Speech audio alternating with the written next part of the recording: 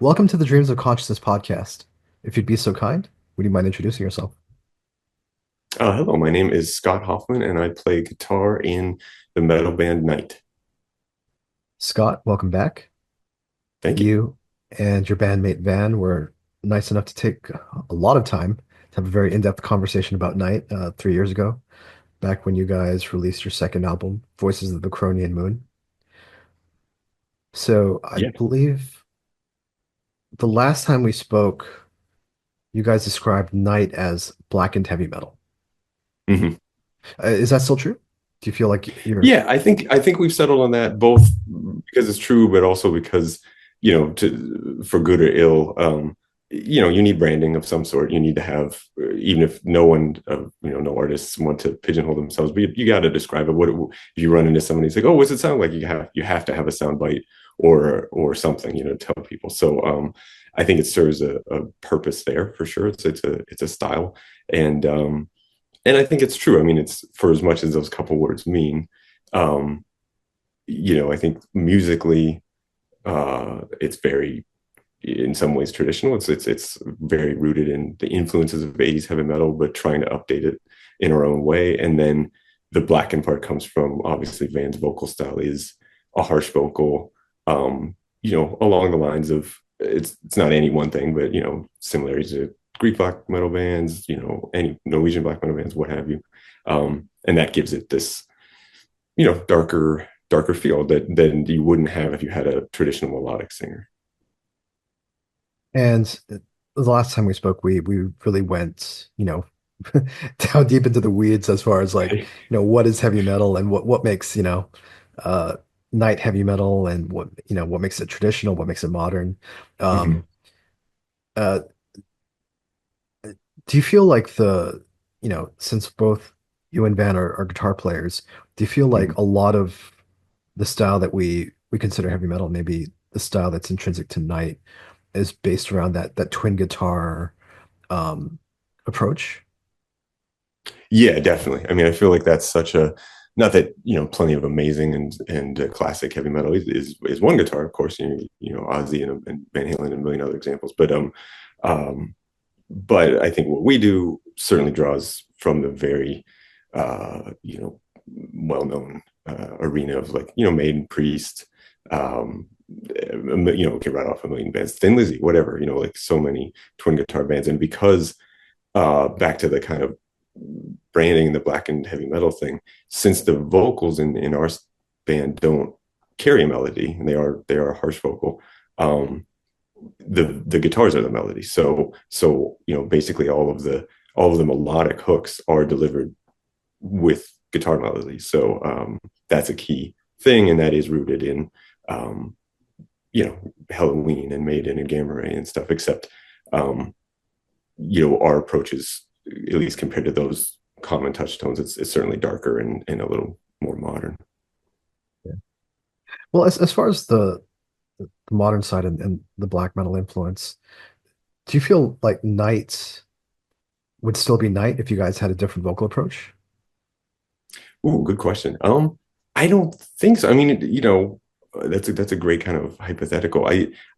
It would still be traditional heavy metal, but it definitely wouldn't be Night as we know it. It would be, um, I think even it would just it would be familiar in a way that we hope that we aren't, if that makes sense. Like, we're not that we're doing something that maybe never been done, but we do think we stand out and we have an individual style. And if we had a melodic singer, it would be tough to not maybe blend in more with, because there are a lot of great bands doing 80s influenced heavy metal with a talented melodic singer, and that's the template. That's a great thing. I love all that music and I listen to tons of it, but there are a lot of bands, and it does get hard to differentiate unless you have a really unique vocalist, um melodic or otherwise. So yeah, good question. I think Night, as we like it and as we want it to exist, is very much tied with Van's vocal delivery. So when we last spoke, it was 2022. You guys had Mhm. released your second album. What have you been up to since then? Good question. It's slower than we thought. I think that's how many things go. But we're obviously working on the third album that's about to come out March 14th. But yeah, in that time, I'm trying to remember the exact. I'm bad with dates, but the second album came out, Voices of Cronian Moon. We didn't do a lot of touring, not for lack of trying, but it's just hard with schedules and opportunities that come up. But uh, we did a little bit of touring in the Western U.S. and fair share of regional Bay Area, California, San Francisco Bay Area shows where the band's based, and yeah, and then obviously we have lives, so we're busy with our families and jobs and things, but really focused on the third album. Um, we had a lot of time to polish it, and I think that paid off. We yeah, we put in a lot of work and refined as much as we could without hopefully, it's a risk of overthinking it. Sometimes you can spend too much time on something, but I think it was time well spent. We kind of had an earlier draft of the album that was good, but we ended up scrapping, a third of it or something, and kind of revisiting. And I think we ended up with a cooler final record. I do want to talk about your process of scrapping material because that's something we Mm-hmm. spoke about last time. Um, but your first album came out in 2020, and that's when the world shut down for a few Right. years. And Yeah. then your second album came out just as bands were going back on tour again, and things were kind of Right. getting back on track in terms of like festivals and tours and things like Mm-hmm. that. Mm-hmm. Do you feel that hurt the band's momentum? I think so. We haven't maybe analyzed that a whole lot, or because I guess what good would it do? But it's definitely something we've talked about, and it's just yeah, it was just weirdly unlucky timing with the first album coming out. I think literally it was like within weeks of the initial main COVID shutdown, um, and then uh, just we lost touring opportunity because no one could tour, so we basically had to immediately go back into writing mode, which was fine. And, we like that. But as far as a career trajectory and in the traditional way of release an album and at least try to tour a little bit, we kind of got, you know, that path didn't happen for us.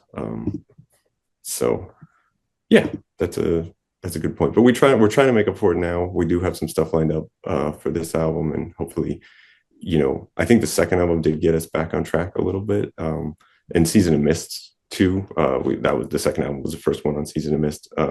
They're obviously a bigger indie with a lot of reach, and their push certainly helped us reach a wider audience. Yeah. I mean, live is where you guys really want people to experience the band, right? I mean, both are important parts of the band. Yeah, we love to. I mean, we enjoy playing live. We were never meant to be it's not a project band. It is a traditional band with for people to go out and play shows. So we want to do that. So hopefully more will happen on this album. When you guys were touring Voices, did you get a chance to go over to Europe?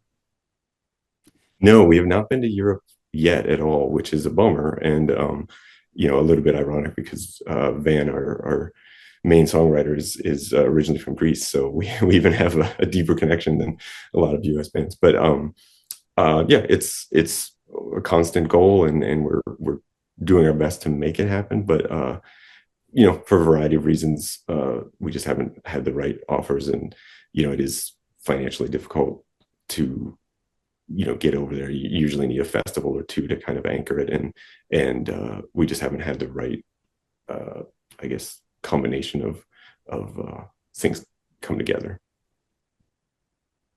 So the last time we spoke, we had a really in-depth conversation about your songwriting process.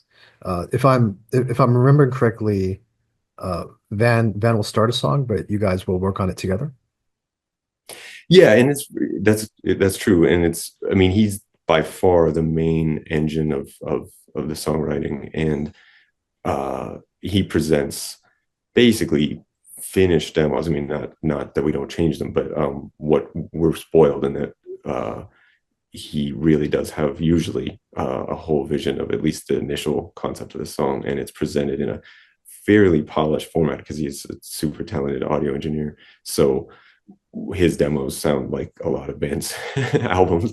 They may not have vocals, that's often comes later, but like the music will be with programmed drums, will be pretty much there. And then the rest of us, me, Pat, and Avi, are more, we're encouraged to write, but we serve more, I think, as a sounding board and as a refining tool. Like we respond to certain things. This part's working, this part's not. Like, arrangement stuff. Let's shorten this. Let's add more. This feel is all the same. Maybe we need a different section, to break it up. So we act as like a guide or almost like a surrogate audience in that way. Not that we're not allowed or like we're not prohibited from adding our own riffs and our own parts, but the sound of Nite is, at least currently, so much Van's kind of particular style and particular way he writes on guitar, and that it's not super easy to kind of just smash some, here I have this cool thrash riff or something. You can't just throw it in the pot. So it's not a grab. Or some bands are more of a grab bag riff bands, which I like and that can work too. But the compositional style is a little more tightly woven for Nite, and so far it's worked for us to kind of let Van do almost all of that, and then just help him refine it, and also from that's on the song level, and then at the album level, some bands only write the songs that go on the album and that's it, and they just work on those, and some bands write way more songs, and we're more that style. Like Van demos way more songs than actually get on the album, and so part of the job that we help with is also like, what's the best stuff, like, and everyone's gonna have a different take on what their favorite is, and then we kind of get the consensus of what are the 8 or 10 best ones. Yeah, that's wild to me. You guys mentioned that the last time as well. Like you scrap a lot of material, and Mm-hmm. at this point, 3 albums in, it sounds like you almost have a full album of songs that nobody's heard yet. Oh, I mean, it's wild to me even, and I'm on the inside of it. Like, he's just Van's a very prolific, talented writer, and yeah, we have. I'm not saying they're all like finished, polished songs, but some of them are, and yeah, I would say there's almost an album for every album. Like there's you could have one in between with the discarded, and that's not to say that of course some of it gets reused. Sometimes we'll be like, oh, what happened to all these working title things. What happened to that one from the last cycle? Like let's drag that out, and not a lot of it does, but definitely some parts. There are some on the new album that we kind of not in whole, but in part, like resurrected. So yeah.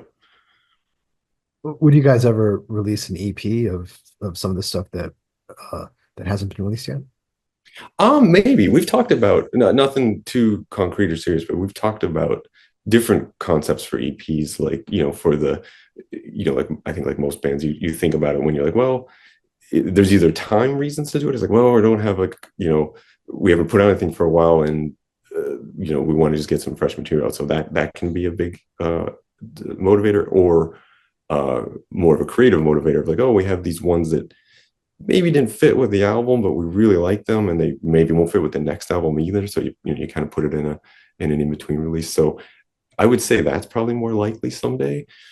Not sure when, but and we've also talked about covers. That's a common thing to maybe throw in an oddball cover or something amidst a couple new ones. So yeah, good question. I don't know.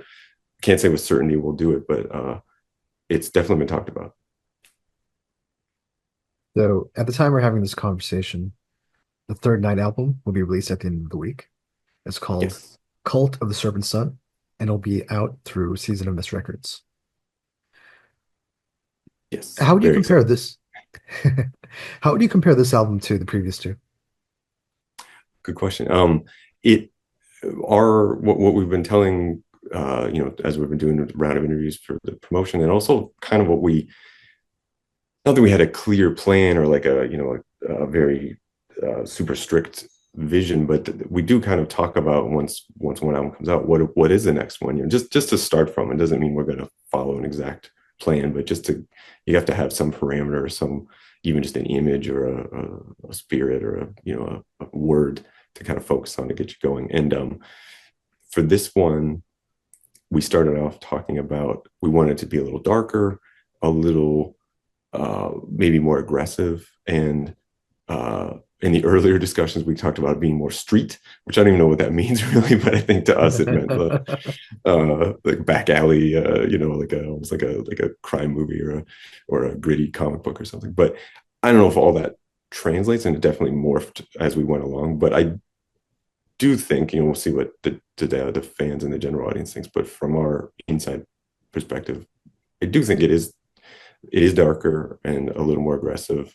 Not that it doesn't have the melody that's been key to our sound, and it's not the same as the first record, which was darker than the second one. So it's not like we're going backwards either, but it's darker in a different way. That sounds vague, but yeah, it's a little more. It's culty to that it's in the title. It does have a little bit of a cult in the a cult kind of vibe. It has a little bit of a mystery to it, little bit of a foreboding sense. In between, also some triumphant and kind of soaring parts too. But there's a little more rhythm to it, a little more percussiveness. So yeah.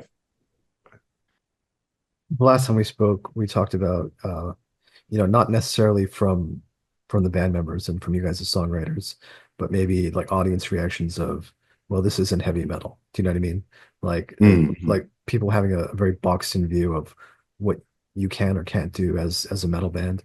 Does that affect you guys at all as songwriters? Do you ever feel like some of Mm-hmm. your stuff maybe go too far in a melodic direction or in an atmospheric direction? Good. Yeah.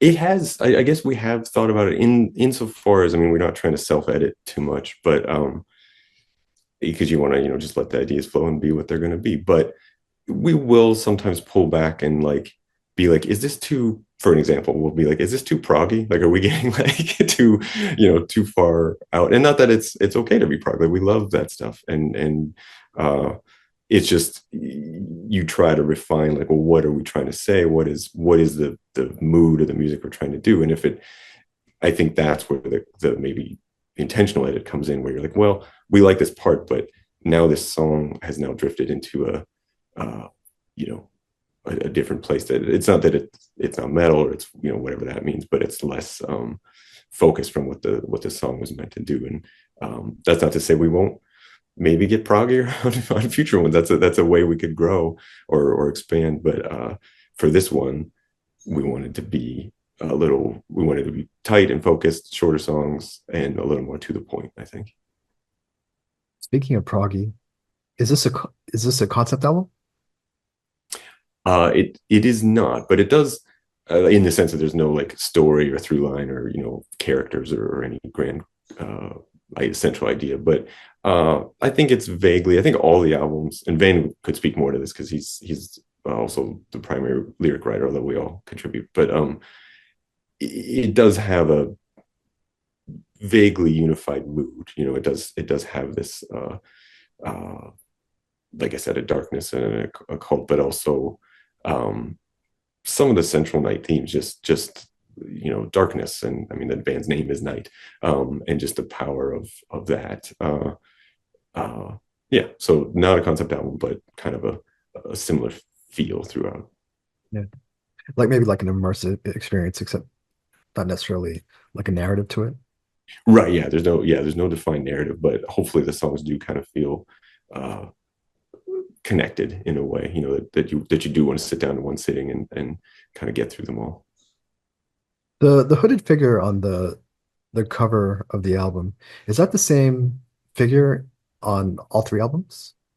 Yeah, Is that's our mascot, I guess, for lack of a better word. Although it's not as maybe as in your face as in Iron Maiden Eddie or similar. But uh, it's Nyx NYX, um, which I should know this better, but I believe it comes from Greek mythology, and it's a goddess of the night, and I think other things.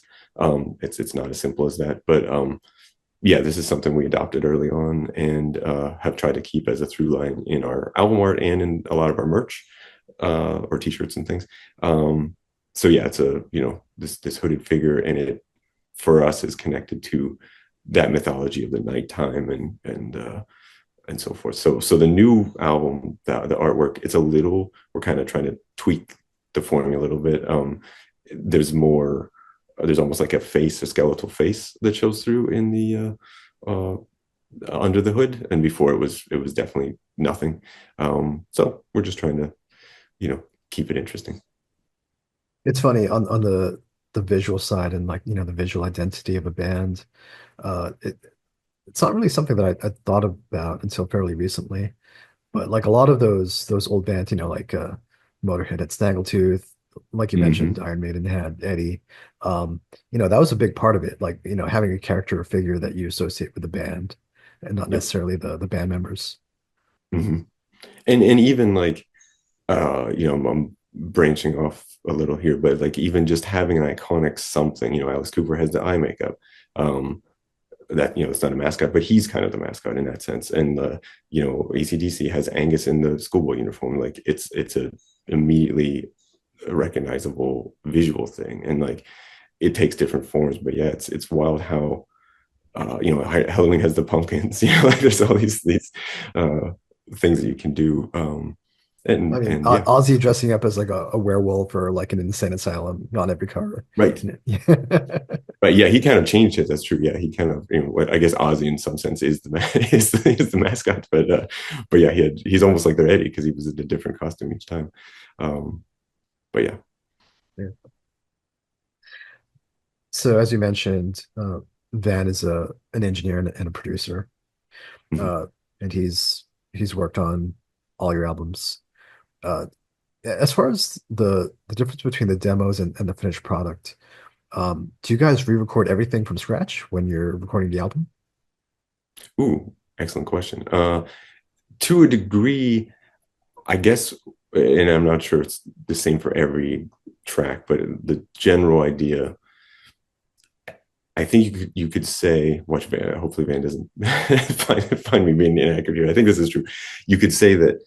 So, like, say the demo, it exists in a DAW or a digital audio workstation, like all the, everyone has one Cubase or Pro Tools, whatever you use, it doesn't matter. But it exists in that format. It's recorded. Like I said, they start off often with digital drums, and then Patrick, our drummer, of course, replaces them with his own drums, and not just playing them. Some of it's close to what was programmed, if it's very important, to have that feel or that concept. But he, of course, adds his own flavor and sometimes changes completely. He's like, I think this beat would work better here, etc. So, but to your question, I think it's true that a lot of times that skeleton, like that, almost like the container, that file, song one dot, track, whatever, kind of continues from the beginning to the end. So it starts in the demo stage, and then we're just essentially replacing the whole thing throughout. So the only thing that really remains is the click track and like, or like the tempo and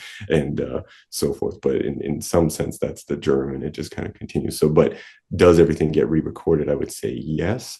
Maybe some of the quote unquote demo guitars, if Van thinks that they're usable, because they were probably re-recorded as dry, just the dry signal that you can reamp or change the sound of later. That's not like a mic, amp. Um, some of those might stay if they don't need to be tweaked, but I would say on average, probably everything gets re-recorded because we, want to try different guitars or different sounds or what have you. Did you record this in Van's home studio? Yeah, actually, all of our albums, all three, have been done in sort of a combination of our rehearsal room that we'll set up mics for the drums and so forth, and then either there or like at Van's home studio.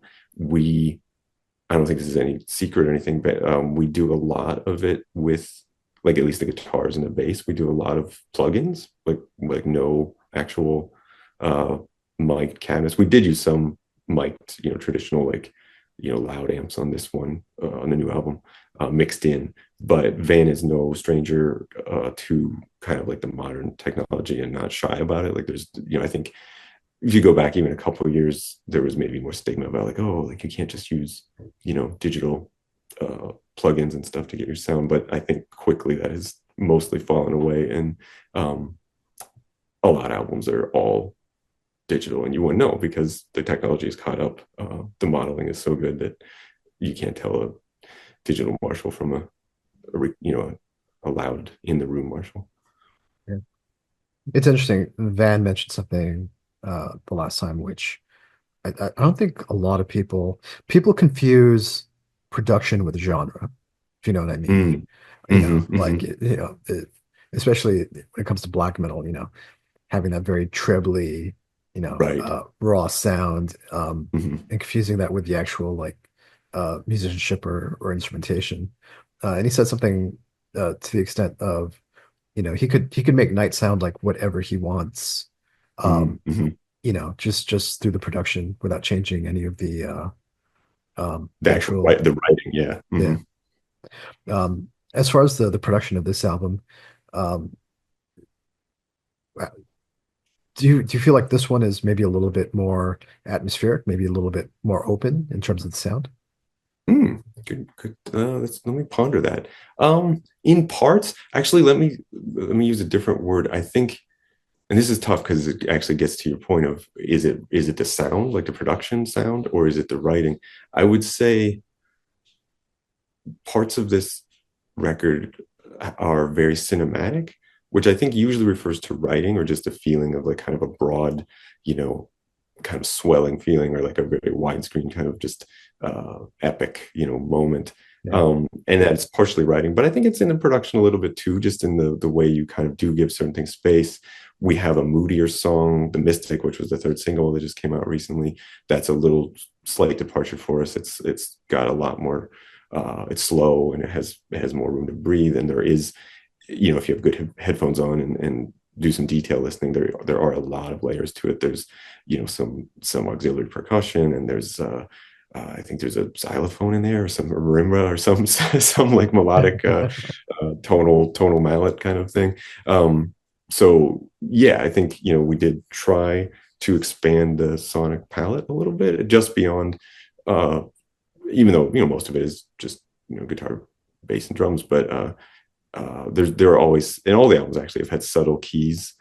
They're just not super in your face, but uh, yeah, I think we tried to expand a little bit. I mean, cinematic is a good word. Maybe that's why I thought of this as a concept album because it is, Mhm.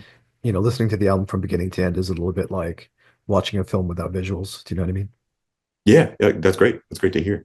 Um, I feel that, like, I think that some of them, Tarma, which won't, has isn't a single, so but people will hear it when the album comes out. That's on the second half. I get that feeling from that one too, similar to the Mystic. It just has this, like, I kind of unconscious or subconsciously just bring up images when I listen to it. It just feels like a movie. So the album will be out in a few days. What do you guys have planned as far as live shows, maybe tours or festival appearances? We have, I believe this will be announced maybe by the time this, or no, it has been announced already. Sorry.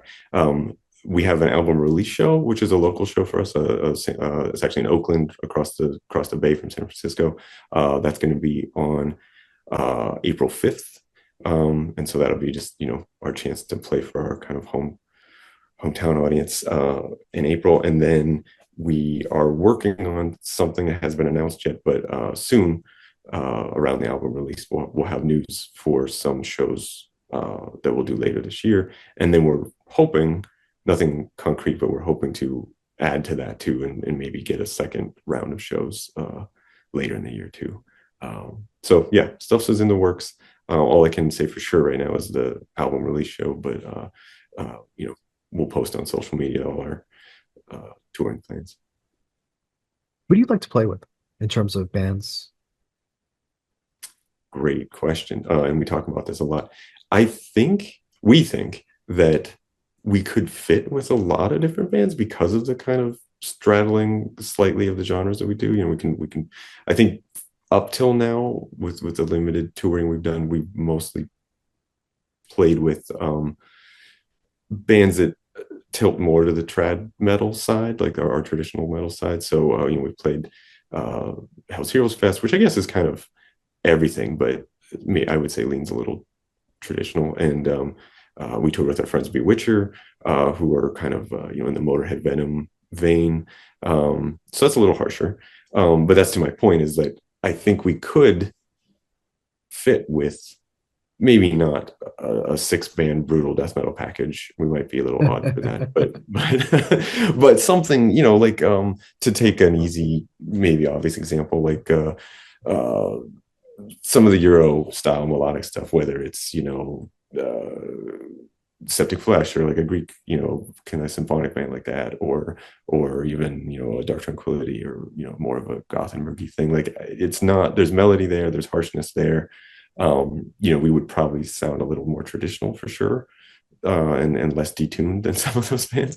But I don't think it would be too awkward. As far as who do we want to play with, or who do I want to play with? Oh, huge list. But yeah, for me, I would love to play with kind of, because my, just personally, my thing is more like Euro style stuff. So, you know, like Amorphous, and Yeah. you know, yeah, just things like this, melodic Euro style metal. Um, but I'm open to, you know, what have you. So we could go out with a traditional band.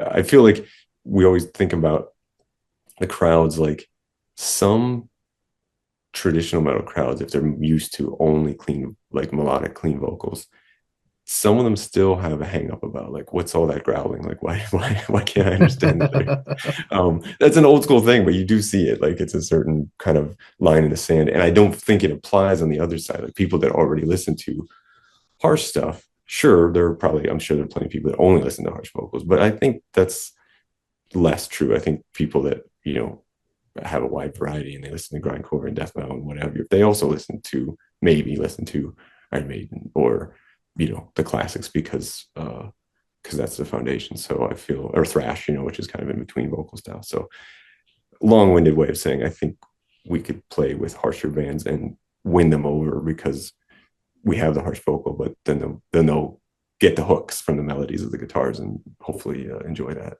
Yeah. I mean, blackened heavy metal has become like it's almost its own subgenre.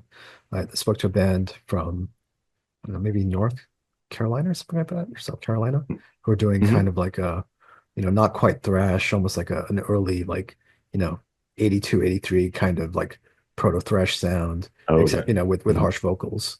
Um, Mm-hmm. so you guys could probably do like your own mini fest of bands like Yeah, of just that. of just those things. A lot of people, or it seems like a few people have mentioned Morgul Blade, who I'm familiar with very slightly, so I don't want to like misrepresent the. I don't. I need to explore them more. But that name has come up a lot as far as like a band that is sort of in the same pocket, you know, the same corner of slightly harsher, traditional inspired metal. So yeah, maybe it's a little micro genre that's gonna start exploding. So, by the time people hear this episode or watch it on YouTube, Cult of the Serpent Sun will be out through Season of Mist Records. Scott, please tell everyone how they can order the album. What's the best way to get it? Sure, I'd love to. I mean, obviously, it will be out on all the usual streaming platforms, so Spotify, Apple Music, etc., Google Play, all the usual places, and then it'll be on our Bandcamp, which is Nite Metal, Nite Metal, .bandcamp.com, and also on the Season of Mists web store, and then also we should have some, and it'll be on vinyl and CD, and then we should have some t-shirts available. I believe Seasons of Mist may already have some up, or they will when, you know, when the album is drops. And then I believe we'll have some through our own Bandcamp as well. And then certainly, if you are, you know, live close to the San Francisco Bay Area and come to a show, we'll have them there. And then hopefully we'll have them in other cities as we tour later this year. Did Season of Mist create three versions of the vinyl? I should know that. I believe so. Three or four. There's the standard black, and then a few colorways. I think like a. I'm actually looking at the Bandcamp now. There's like a red marbled. Um, what else? Yeah, but I believe there are a couple color variants. Okay. And since this episode will be coming out fairly soon after our conversation, the variants will still be available. They should be. Yes. Yeah. Okay, cool, very cool. And if people want to follow Knight online and get updates on tours and festival appearances or anything like that, what's the best way to do that? I would say probably our Instagram account is the most active, uh, social media place for that. So that's just, at Nite Metal, NITEMETAL. Uh, and yeah, that's probably the main place where we'll post updates and info about shows and so forth. And Season of Mist, we'll cross post some of the more the bigger news bits from that too. So that may go out, and then because we're in the start of this album cycle, there'll be the usual press clippings and so forth. I think the album was reviewed in Decibel, among other publications this month. So yeah, keep your eyes open. Scott, once again, you've been very generous with your time, but is there anything else you want to say?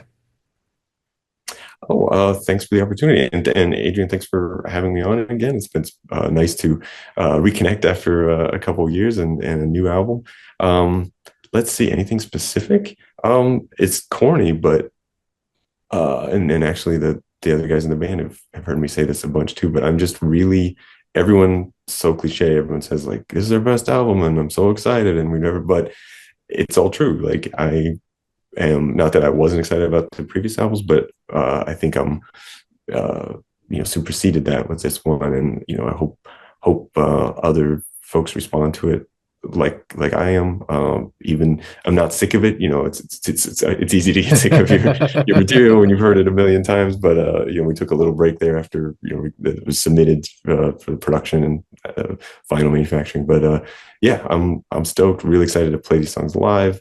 Corny stuff, but yeah, really believe in it. Really excited about it, and cross my fingers that it connects with a bunch of folks. Very cool. Thanks so much, Scott. Thank you.